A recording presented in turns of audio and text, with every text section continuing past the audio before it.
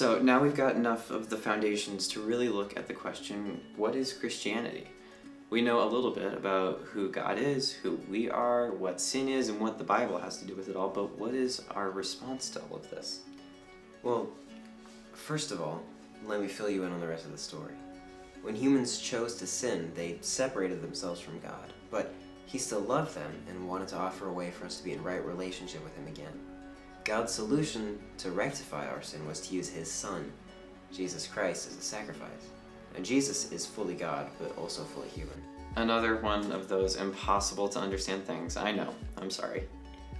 Because He was God, He was able to live a perfect life, free of any sin. But because He was human, Jesus suffered and ultimately died in order to offer us redemption. Jesus was crucified, which is why a cross is the most common symbol for Christianity.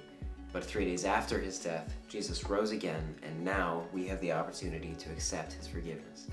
The only thing we have to do to be saved from our sin is to acknowledge that we are sinners and allow God to forgive us.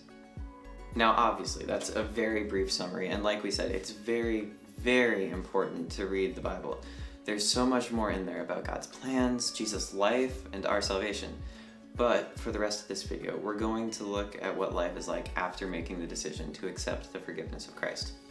Christianity is simply the lifestyle of someone who has been saved by Jesus. His forgiveness is unconditional, but in response, He asks us to allow Him to work in our lives going forward. It's a Christian's mission to share the good news of God's forgiveness to others so that they too might be saved. The Bible calls this God's kingdom, and our job is to spread that kingdom to every corner of the earth. We do this by modeling our lives after Jesus. According to Him, the two most important parts of this new lifestyle are to love God and to love others. Christians strive to put these two objectives over other worldly priorities. Of course, oftentimes we totally fail at this, and while we should always be trying to get better and become more Christ-like, we also have to remember that Jesus' forgiveness isn't just in that initial moment of acceptance. God's grace sustains the entirety of our lives going forward. It's also important to remember that this grace is available to everyone else too, so Christians are called to be gracious as well. One of Jesus' more famous pieces of advice is, if someone slaps your right cheek, turn and offer them your left. I don't know about you, but this sounds so counterintuitive to me. If someone slaps me, the last thing I would ever want to do is let them slap me again.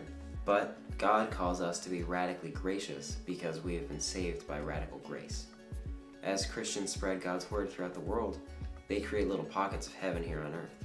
It's this union of heaven and earth that Christianity is all about.